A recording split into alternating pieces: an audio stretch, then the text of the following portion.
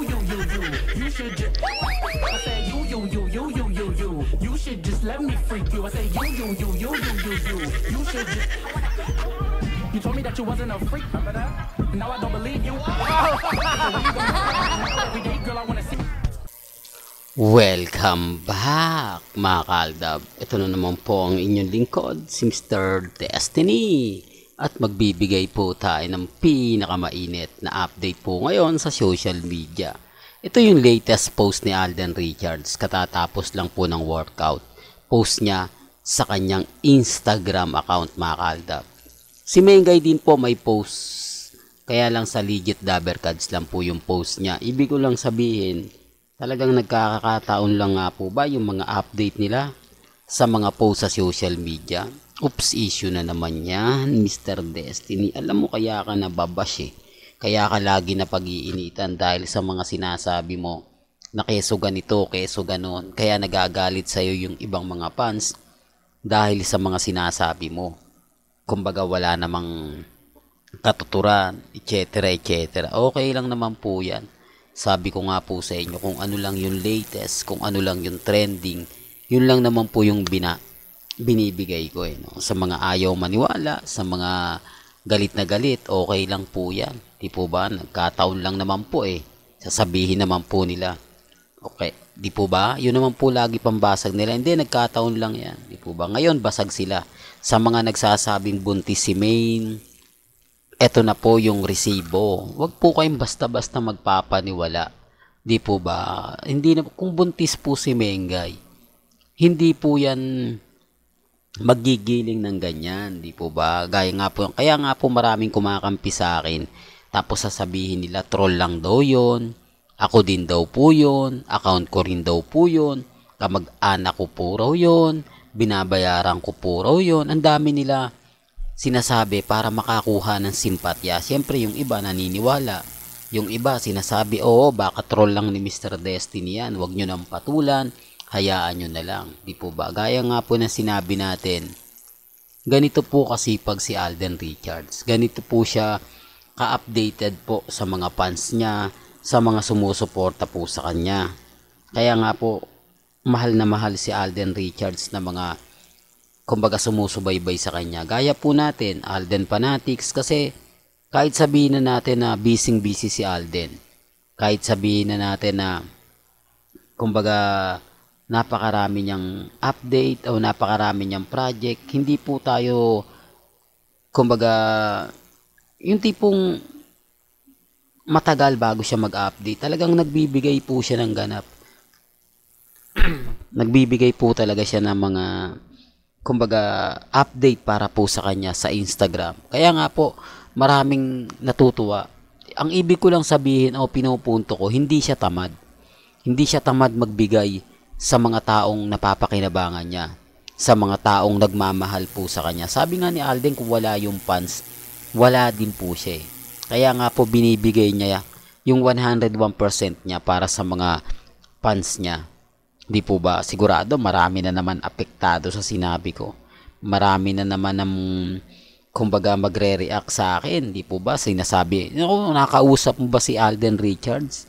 Sinasabi ba sa iyo ni Alden Richards na kaya niya to ginawa para makapag-guest sa EAT? Andun ka ba? Ang daming mga, alam niyo mga kaaldab, kung senaryo lang po pag-uusapan, kung mga komento lang po ang pag-uusapan, sabi ko nga mas maganda pong manood kayo ng live sa Facebook, sa YouTube, ng Eat Bulaga, Tape, Showtime, at syempre ng EAT. Doon makikita nyo yung mga reaksyon at komento ng mga netizen. Mahaba naman po palatastas nun. At sa YouTube, pwede naman po kayo magbukas ng 3 windows. Di po ba? Para lang klaro, para lang po sa kaalaman ng lahat. Sinasabi ko lang po ito para lang po sa mga taong dumadaan at bumibisita sa channel natin. Kaya lang syempre, mga kaaldab, maraming bitter, maraming nagsasabi ng ganito ganyan. Pero kapag ako na nagbibigay ng update, fake news po. Pero galing naman po sa Instagram, sa Twitter, sa Facebook, yung mga ina-update natin. Galing din po ito mismo sa social media. Kaya nga minsan nagtataka tayo kung bakit ganyan po yung mga sinasabi nila. Ganyan po yung mga pinapaliwanag po nila. Di po ba? Hindi lang po kasi nila matanggap na may mga bagay-bagay nga po na mahirap nga pong ipaliwanag. May mga bagay-bagay nga po na kapag sinabi po natin, marami nagre-react, marami nagko-komento. Di po ba? Kaya relax lang po kayo doon sa mga taong magsasabi ng, "Nako, tigil mo na yan, Mr. Destiny. Kumbaga, wala nang Aldab." Okay lang naman po yun. Di naman po ako namimilit eh. Hindi po ba? Ang sa akin nga po, kung ano lang yung latest, kung ano lang yung trending, yun lang naman po. Hindi naman po ako nagpapa-apekto sa mga sinasabi at pahayag ng iba. Alam niyo, sa totoo lang po mga kaaldab, napakarami pong kung baga gusto nating gawin, gusto nating sabihin, na kinokontra po tayo. Once na magsalita po kasi tayo about kila Mengay at Tisoy, marami na magre-react. Marami na magko-komento. Di po ba? Tapos sasabihin natin, bakit galit sila? Pwede naman pong gumawa ng pelikula sila Mengay at si Alden. Di po ba? Pagbabalik ng Aldab, ang dami ng reaksyon. Halos yung iba galit na. Ba't kaya ganon mo, mga kaaldab? Pansin nyo po ba?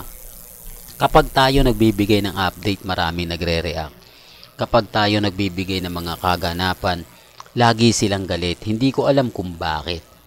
Gaya ngayon, marami na namang question sa mga sinasabi natin. Marami namang magre-react. Di po ba? Respeto na lang po sa mga ayaw maniwala. Sabi ko nga po sa inyo, kung ano lang po yung latest, kung ano lang yung trending, doon lang po tayo.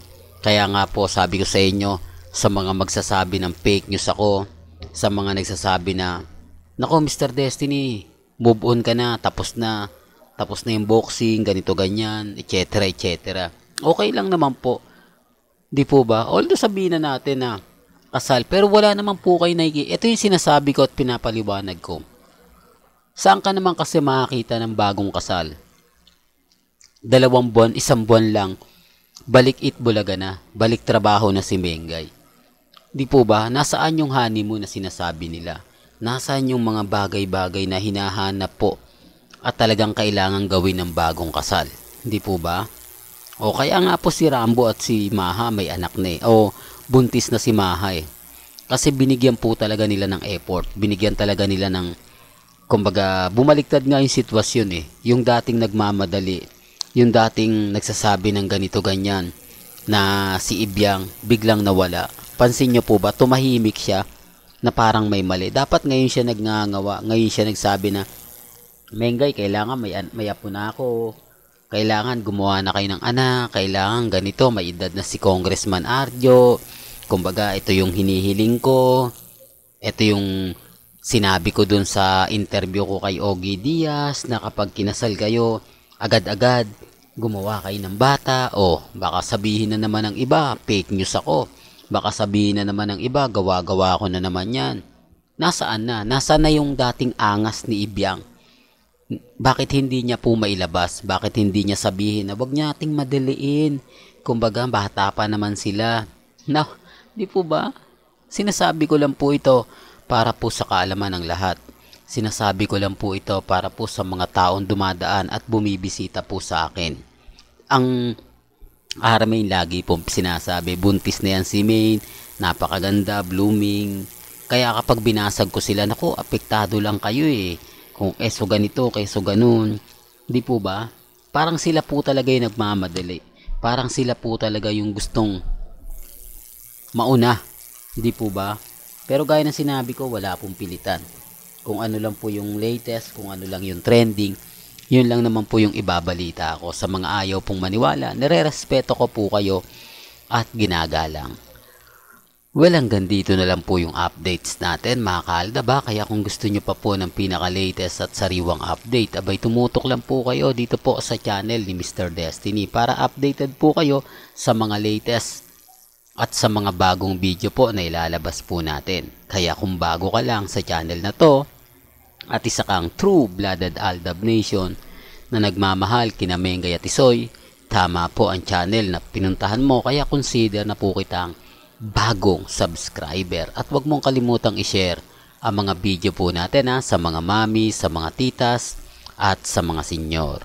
Hanggang sa muli, salamat po sa panonood at pakikinig.